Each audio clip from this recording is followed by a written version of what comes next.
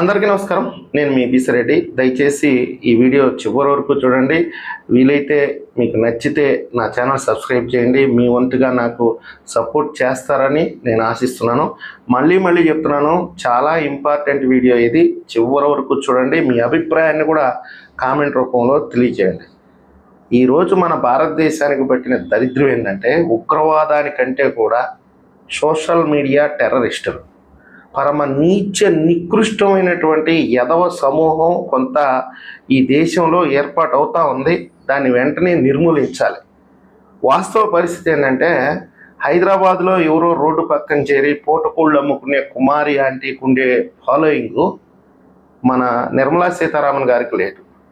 KA పాల్కు ఉండే ఫాలోయింగు మన ప్రధానమంత్రికే లేదు ఈ రెండు తెలుగు రాష్ట్రాల్లో. అంటే ఎంత నీచానికి దిగజారిపోతున్నామంటే, వాస్తవాలని గ్రహించే పరిస్థితిలో మనం లేము. ఎమోషనల్ అయిపోతున్నాము. ఎంత తెలివి ఉన్నా, ఎంత చదువున్నా, ఎంత సంస్కారం ఉన్నా, ఇలాంటివి ఏదైతే ప్రొజెక్ట్ చేస్తున్నారో వాటి మాయలో పడిపోయి మన విజ్ఞతని, మన తెలివిని, మన సహనాన్ని మనమే కోల్పోతున్నాం. అనేక సందర్భాల్లో జరుగుతుంది ఇలా. అందుకే 2019లో జగన్మోహన్ రెడ్డి లాంటి వాళ్ళు ముఖ్యమంత్రిగా ఆంధ్రప్రదేశ్లో అధికారాన్ని చేపట్టగలిగారంటే ఇలాంటి డైవర్ట్ పాలిటిక్సే.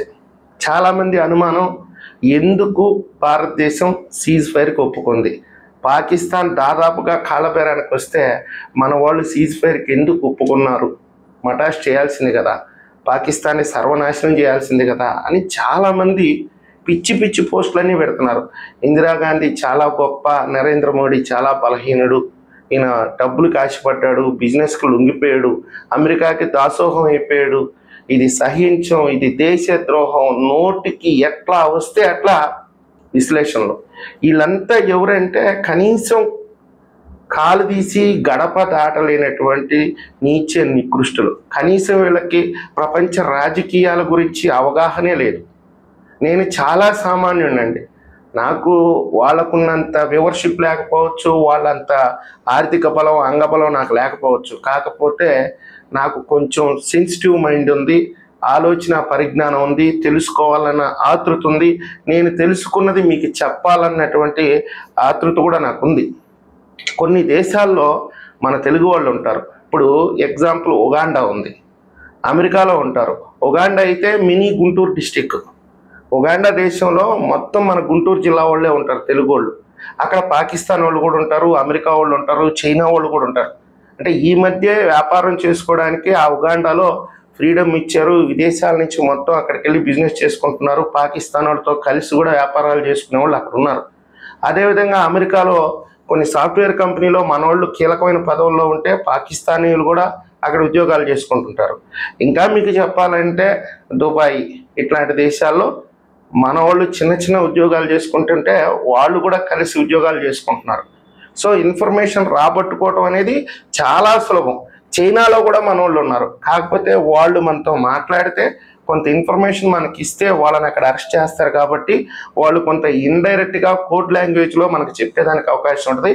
ఇలా నేను సేకరించిన సమాచారం మేరకు భారతదేశం వెనక్కి తగ్గడానికి కారణం ఏంటి, సీజ్ ఫైర్కి ఒప్పుకోవడానికి కారణం ఏంటి అనే విషయానికి సంబంధించి మీకు అర్థమయ్యే విధంగా విశ్లేషణ ఇచ్చేదానికి ప్రయత్నిస్తాను. ఇక్కడ చూడండి, పాకిస్తాన్ మీద మనం యుద్ధం చేయలేదు, కేవలము ఉగ్రవాదం మీదే యుద్ధం చేసాం. ఈ పాయింట్ని మీరు గుర్తుపెట్టుకోండి. ఎప్పుడైతే 22వ తారీఖున పెహల్గాం ఉగ్రదాడి జరిగిందో పాకిస్తాన్కి తెల్లారి వరకు తెలియదు. 23వ తేదీ మధ్యాహ్నం వరకు వాళ్ళకి ఏ విషయం జరుగుతుందో వాళ్ళకి తెలియదు. వాళ్ళకి తెలిసింది ఏంటంటే, కొంతమంది మన దేశానికి చెందినటువంటి స్వాతంత్ర పోరాట యోధులు, అంటే మనకి ఇక్కడ ఉగ్రవాదులు అయితే పాకిస్తాన్లో వాళ్ళు స్వాతంత్ర పోరాట యోధులు అనమాట. వీళ్ళు భారతదేశంలోకి ప్రవేశించి కొంతమంది మిలిటరీ కుటుంబాలని చంపేశారు, ప్రభుత్వానికి ఒక హెచ్చరిక పంపించారు, మాకు కాశ్మీర్ అప్పచెప్పండి అని చెప్పి ఒక హెచ్చరిక పంపించారు అనేది మాత్రమే పాకిస్తాన్లో తెల్లారి న్యూస్లో వచ్చింది. దీనికి వాళ్ళు చాలా సంబరాలు చేసుకున్నారు. అయితే చాలా మటుకు పాకిస్తాన్లో విఘ్నత కలిగినటువంటి చాలా మటుకు భయపడ్డారు. ఈ విషయంలో ఇండియా ఎంతకైనా తెగిస్తుంది, ఏమైనా చేస్తుంది. ఆ ఉగ్రవాద శిబిరాలకు కానీ ఆ ఉగ్రవాదులకు కానీ ఒక మెసేజ్ ఇచ్చారు, మీ మీద దాడి జరగవచ్చు, భారత్ ఈ విషయాన్ని చిన్నగా చూడట్లేదు, ఇండియన్ న్యూస్ ఫాలో అయితే చాలా కఠినంగా వ్యవహరిస్తుంది, అక్కడ ఉండే పాకిస్తానీయులని ఖాళీ చేసి వెళ్ళిపోమంటుంది, అక్కడ ప్రభుత్వానికి అన్ని పార్టీలు మద్దతు తెలుపుతున్నాయి అని అంటే ఖచ్చితంగా దాడి జరగద్ది, ఇమీడియట్గా మీరు ఈ క్యాంపులు వదిలిపెట్టి పరారైపోండి అని చెప్పి పాకిస్తాన్ ఇంటెలిజెన్స్ వర్గాలు కూడా వాళ్ళకి చెప్పింది. సో వాళ్ళు 23వ తేదీ రాత్రి నుంచి పరార్ అక్కడి నుంచి చాలా మటుకు, అంటే దాదాపుగా కీలకమైనటువంటి 150-200 మంది ఉగ్ర నేతలు అక్కడి నుంచి పరారైపోయారు. వాళ్ళు ఎక్కడికి వెళ్ళారు అనేది పక్కన పెట్టండి. అనుకున్నట్టుగానే 7వ తేదీన అర్ధరాత్రి వెళ్ళి దాని మీద దాడి చేసింది భారతదేశం. ఆ దాడి ఎలా జరిగిందంటే ఖచ్చితంగా ఇప్పుడు మనం గూగుల్ మ్యాప్ పెట్టుకున్నాం అనుకోండి, లొకేషన్ పెట్టుకొని ట్రావెల్ చేస్తే ఒక ఇంటి అడ్రస్ పెట్టుకున్నాం అనుకోండి, మనకు ఒక 100 మీటర్స్ 50 మీటర్స్ డిఫరెన్స్ చూపిస్తుంది అది. కానీ మన వాళ్ళు దాడి చేసింది ఖచ్చితంగా ఆ ఉగ్ర స్థావరాల మీదనే కొట్టి చూపించారు. దాదాపుగా 100 మంది అంటున్నారు. పాకిస్తాన్ అంతర్గత వ్యవహారాలు తెలిసినటువంటి కొంతమంది వ్యక్తులు చెప్పే విషయం ఏంటంటే 500 మంది వరకు ఈ ఉగ్రవాదులు అయితే చనిపోయారు ఆ శిక్షణ కేంద్రాల్లో ఉండేవాళ్ళు. కానీ మొత్తం అది పాకిస్తాన్ మీడియా కూడా బయటపెట్టదు, మన భారత మీడియా కూడా బయటపెట్టదు, అంటే భారత ప్రభుత్వం కూడా బయటపెట్టదు. మీడియా గురించి తీసి పక్కన కొట్టండి, అది వేరే విషయం, అది వేరే సందర్భంలో మాట్లాడుకున్నాం. దాదాపుగా అయితే 9 చోట్ల దాడి జరిగితే ఆ దాడి చైనాని ఆశ్చర్యపరిచింది, అమెరికాని ఆశ్చర్యపరిచింది. ఇంత ఖచ్చితంగా ఒక పరాయి దేశంలోకి వచ్చి ఆ బార్డర్ దాటుకొని లోపలికి వచ్చి ఆ విధంగా దాడి చేస్తే మీ మిసైల్ ట్రాకింగ్ సిస్టమ్ అనేది ఏమైంది అని చెప్పి పాకిస్తాన్ని ప్రశ్నించింది. ఆ మొత్తం కూడా చైనా టెక్నాలజీ వాడుతున్నారు వాళ్ళు. చైనా కూడా ఒక్కసారిగా దిమ్మ తిరిగి బొమ్మ కనపడింది. అసలు వాటిని ఎందుకు ట్రాక్ చేయలేకపోయాం, వాటిని ఎందుకు నిర్వీర్యం చేయలేకపోయాం అంటే వాళ్ళ ప్రశ్నలకి సమాధానమే దొరకలేదు. సరే, వాళ్ళ అంత్యక్రియలు అంతా జరిగినాయి, అది ఒక పెద్ద ప్రహసనం. వాళ్ళ మిలిటరీ అధికారులే అక్కడ పాల్గొన్నారు. ఆ ఫొటోస్ కూడా మనకు బయటకు వచ్చినాయి. ఇక్కడ మీరు ఇంపార్టెంట్ విషయాన్ని ఒకదాన్ని గమనించాలి. ఏదైతే మనం దాడి చేశామో దాడి చేయడమే కాదు, వాటిలో ఫోటోలు కూడా తీసాం.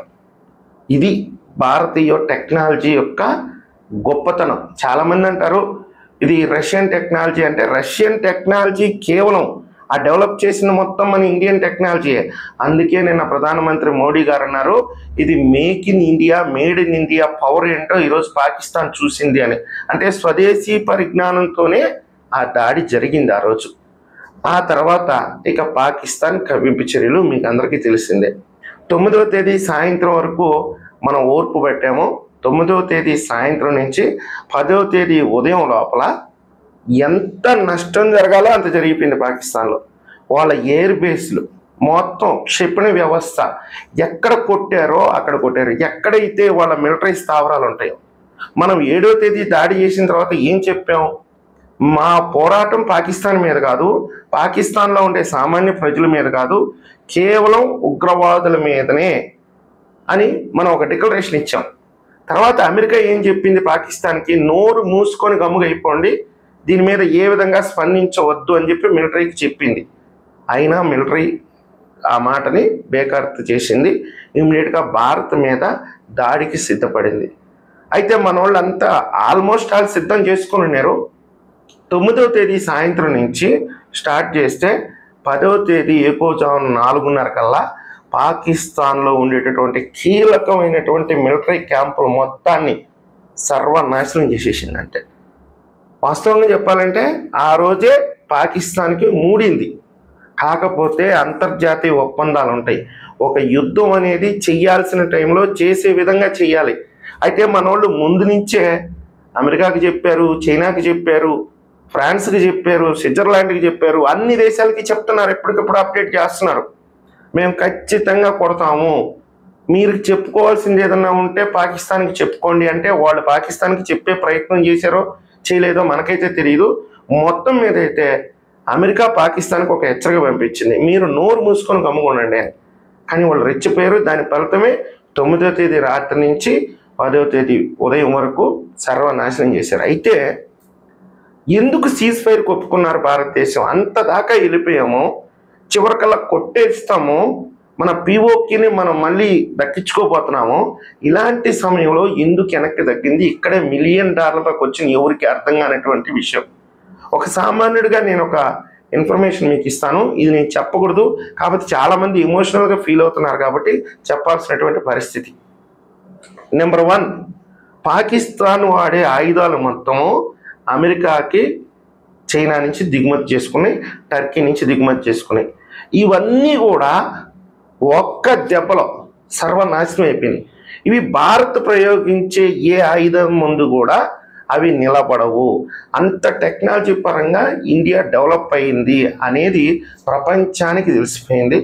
మరి అమెరికా కీలకంగా ఉపయోగపడేది అంటే వాళ్ళు దేని మీద అయితే ఆధారపడతారో ఆ ఆయుధాలు వ్యాపారం మీద, దాన్ని మనం దెబ్బకొట్టినట్టు అయిపోయింది. అదేవిధంగా చైనా ఆయుధాల వ్యాపారం మీద కూడా దెబ్బకొట్టిన అయిపోయింది. రేపటి రోజున ఏ చిన్న దేశం కూడా భారత్ నుంచి ఆయుధాలు దిగుమతి చేసుకొని ఆ దేశాల మీద దాడి చేసే అవకాశం ఖచ్చితంగా ఉంది. ఎందుకంటే టెక్నాలజీ పరంగా మనం ముందున్నాం, రష్యా మన వెనకుంది, దాన్ని మనం కాదనట్లేదు. రష్యా కీలక పాత్ర ఉంది. ఒకవేళ భారత్ ఆయుధాలు అమ్మకపోతే రష్యా ద్వారా అయినా తెప్పించుకొని, అంటే ఎందుకు, రష్యాకి భారత్కి ఒక ఒప్పందం ఉంది. సో రష్యా ద్వారా అయినా ఆ ఆయుధాలు తెప్పించుకొని ఆ దేశాల మీద దాడి చేసే అవకాశం ఉంది. కాబట్టి వీళ్ళు మధ్యవర్తిత్వం వహించాల్సినటువంటి పరిస్థితి దాపురించింది యుఎస్కి. ఇక్కడ భారతదేశం యొక్క గొప్పతనాన్ని మీరు గమనించండి, కానీ మనల్ని కించపరుచుకోవద్దు దయచేసి ఎవరు కూడా. రేపటి రోజున ఏం చేస్తారంటే ప్రతి చిన్న దేశం కూడా ఇండియా నుంచి 4 ఆయుధాలు తీసుకుపోయి అమెరికా మీద వేస్తారు. ఎందుకని? ఏవి కూడా ట్రాకింగ్ చేయలేకపోతున్నాయి భారత్ ప్రయోగించే మిజైల్స్ని. మరి అటువంటిప్పుడు ప్రపంచం మొత్తం భారతదేశం దగ్గరికి వస్తుంది. భారత్ ఆయుధాలు అమ్మకపోతే రష్యా ద్వారా తీసుకుంటారు. రష్యాకి, అమెరికాకి, చైనాకి ఏ విధమైనటువంటి అభిప్రాయ భేదాలు నడుస్తున్నాయో ప్రపంచానికి మొత్తానికి తెలుసు. మనం రష్యా అడిగితే మనం ఇవ్వలేని పరిస్థితి కాదు, మనం ఖచ్చితంగా రష్యాకి ఇవ్వాల్సిందే. ఎందుకంటే మన మధ్య ఉండేటటువంటి మిత్రత్వం అలాంటిది. కాబట్టి అమెరికా ఒక్కసారిగా ఆలోచనలో పడిపోయింది. ఇంకొక మేజర్ ఇష్యూ ఏంటంటే, మనం ఏదైతే మిజైల్ దాడి చేశామో పాకిస్తాన్ చాలా గొప్పగా చెప్పుకుంటుంది కదా, మన దగ్గర అణ్వ ఆయుధాలు ఉన్నాయి, మా దగ్గర మీరు ఏదన్నా ఒక దాడి చేస్తే మేము బటన్ నొక్కితే మీ దేశాన్ని నాశనం చేస్తామని. దానికి సంబంధించిన ఆపరేటింగ్ సిస్టమ్ని మన మిజైల్స్ ధ్వంసం చేసేసినాయి. Complete smash. ఇది భారత ప్రభుత్వం చెప్పదు, కానీ చెప్పాల్సినటువంటి పరిస్థితి. ఎందుకంటే మీరు అర్థం చేసుకోవాలి కాబట్టి. ఇక్కడే మన ఆర్మీ యొక్క గొప్పతనాన్ని మనం 100 సార్లు ప్రశంసించిన, వాళ్ళ కాళ్ళకి దండం పెట్టినా తప్పులేదు. అది మన భారతీయుడి యొక్క గొప్పతనం. మీసం మెలేసి గర్వంగా చెప్పుకోండి, ఇదిరా నా దేశ గొప్పతనం అని. ఏదైతే వాళ్ళు చెప్పినటువంటి అణుబాంబులకి ఆపరేటింగ్ సిస్టమ్ ఉండదో దాన్ని ధ్వంసం చేసేసింది. అక్కడ ఆ వార్ హెడ్ ఓపెన్ అయినట్టుగా కూడా కొంత వార్తలు వస్తున్నాయి. దీనివల్ల ప్రపంచానికే ముప్పు. చైనాలో ఉండేటటువంటి కొన్ని గ్రామాలు నాశనం అవుతాయి. చాలామంది, వేలాది మంది, లక్షలాది మంది కార్మికులు ఇప్పుడు పాకిస్తాన్లో పనిచేస్తున్నారు, చైనాకు సంబంధించిన వాళ్ళు కూడా చస్తారు ఇంకొక మిజైల్ దాడి జరిగితే. అసలు నిజంగానే భారత్కి తెలియ చేసిందా అనేది పక్కన పెడితే మొత్తానికి వాళ్ళకి ఎక్కడ కొట్టాలో అక్కడ కొట్టింది. అంటే యుద్ధంలో కొన్ని జరుగుతుంటాయి అనేది మన ప్రభుత్వం చెప్తుంది చాలా తెలివిగా. మనం దాన్ని ప్రశంసించాలి. మేబీ జరిగి ఉండొచ్చేమో, తెలియకుండానే అక్కడ పోయి ఆ వార్ హెడ్ని లేపుండొచ్చు మన మిజైల్ పోయి. ఒకవేళ అదే జరిగితే, అది ఓపెన్ అయ్యి అది కానీ బ్లాస్ట్ అయితే మన కాశ్మీర్లో ఉండేవాళ్ళు, రాజస్థాన్లో ఉండేవాళ్ళు, పంజాబ్లో ఉండేవాళ్ళు కూడా ఎఫెక్ట్ అవుతారు. అందుకే అమెరికా చెప్పి ఇమ్మీడియట్గా ఇద్దరితో మాట్లాడింది. పాకిస్తాన్నే పోయి ముందు దేవురించుకోమని చెప్పింది, అడుక్కో ఇండియా అని. దాని ఎఫెక్ట్ అనేది ముందు నీ దేశం మీదే ఉంటుంది. ఎందుకంటే మనకి హిమాలయాలు ఉన్నాయి, కొంత గాలి మన దేశం మీద వచ్చే అవకాశం కూడా చాలా తక్కువగా ఉంటుంది. అటు చైనాకి ఎఫెక్ట్ అవుతుంది, ఇటు పాకిస్తాన్కి ఎక్కువ ఎఫెక్ట్ అవుతుంది. అందుకే చైనాలో ఎప్పుడైతే 10వ తేదీ ఉదయాన్నే మొత్తం సైరన్స్ వేసేసారు, అంటే వాళ్ళు కూడా సిద్ధపడ్డారు మెడికల్ ట్రీట్మెంట్కి. కావాలంటే చైనాలో ఉండే మన తెలుగు వాళ్ళకి ఫోన్ చేసి కనుక్కోండి. సో అలాంటి సందర్భంలో మనం ఆగాల్సిన పరిస్థితి వచ్చింది. అంతేగాని మనం ఎక్కడ జంకలేదు. నష్టపోయేది మన ప్రజలు కాదు, వాళ్ళే సర్వనాశనం అయిపోతారు. కాకపోతే పాకిస్తానీ ప్రజలు దీన్ని ఒప్పుకోరు. వాళ్ళు ఇప్పటి వరకు ఎన్ని యుద్ధాలు జరిగినా మేమే గెలిచామని గొప్పగా చెప్పుకుంటుంటారు. కానీ డెవలప్మెంట్లో కంపేర్ చేసుకునే పరిస్థితి వాళ్ళకు ఉండాలి, ఆ విచక్షణ ఉండాలి. మనం ఎక్కడున్నాం, వాళ్ళు ఎక్కడున్నారు. ఇంకా మీకు జోక్ విషయం చెప్తాను. వాళ్ళకి ఇంతవరకు 4G 5G టెక్నాలజీ ఏందో కూడా తెలియదు వాళ్ళకి. కనీసం నావిగేషన్ సిస్టమ్ కూడా వాళ్ళ దగ్గర లేదు. 5G లేదు ఇప్పుడు పాకిస్తాన్లో, కనీసం వాళ్ళ రాజధానిలో కూడా లేదు. అంటే ఏ స్థాయిలో వాళ్ళు వెనక్కి వెళ్ళిపోయి ఉన్నారో. ఇప్పుడు వాళ్ళు ఒకవేళ ఆ అణ్వాయుధాలు మన మీద ప్రయోగించాలన్నా కానీ వాళ్ళ దగ్గర టెక్నాలజీ లేదు. అది ఏ చైనా నుంచో అమెరికా నుంచో అడుక్కు తినాలి ఇప్పుడు పరిస్థితి. కాబట్టి కొన్ని అంతర్జాతీయ ఒప్పందాలు ఉంటాయి. ఎప్పుడైతే మన ఆయుధ సామర్థ్యం తెలిసిందో, ప్రపంచం ముందు అమెరికా చైనా ఒక తీసుకొట్టు వాళ్ళ సంగలేకపోతారు. వాళ్ళు రేపు ఉదయం నుంచి వాళ్ళకి వ్యాపారం ఉండదు, వాళ్ళని చూసి భయపడే వాళ్ళు ఉండరు. కాబట్టే భారత్ని ప్రాధాయపడి ఉంటారు. ట్రంప్ చెప్పుకుంటాడు, మన కేఏ పాల్ చెప్పుకున్నట్టుగా నేనే యుద్ధం ఆపాను, అది ఆపాను, ఇది ఆపాను, 100 చెప్పుకున్నాడు. అది అనవసరం. పాకిస్తాన్కి నిజంగా దమ్ముంటే, అమెరికాకి నిజంగా దమ్ముంటే, చైనాకి నిజంగానే దమ్ముంటే యుద్ధం కంటిన్యూ చేయొచ్చు కదా. వాళ్ళ దగ్గర అన్ని అణ్వాయుధాలు ఉన్నాయి. భారత్ని నిర్వహించే శక్తి ఉన్నప్పుడు ఎందుకు కాలబేరానికి వచ్చి సీజ్ ఫైర్ అని అడగతాం? ఆయనే చెప్తున్నాడు కదా, న్యూక్లియర్ యుద్ధం జరిగే అవకాశం ఉంది, కొన్ని లక్షల ప్రాణాలు పోతాయని. ఇంతవరకు యుద్ధాలు జరిగితే ఎక్కడా లక్షల ప్రాణాలు పోలేదే, ఎందుకు పోతాయి అనుకున్నారు? అంటే భారత్ శక్తి ఏంటనేది ప్రపంచానికి తెలిసింది. ఈ విషయాన్ని ఏ యూరప్ మీడియానో తర్వాత అంటే ఆసియా మీడియానో సమర్థించదు, దీన్ని ఎక్స్పోజ్ చేయదు. ఎందుకంటే భారతదేశ గొప్పతనాన్ని ఏ దేశం కూడా సహించలేదు, ఒక్క రష్యా, ఇజ్రాయెల్ తప్ప. మనం బాగుండాలి, మనం ఎదగాలి అని ఆశించే దేశాలు ఏదైతే ఉన్నాయంటే మనకి రష్యా ఉంది, ఇజ్రాయెల్ ఉంది. ఇక మిగతా వాళ్ళు మొత్తం భారతదేశం నాశనం అయిపోవాలని కోరుకునే వాళ్ళే.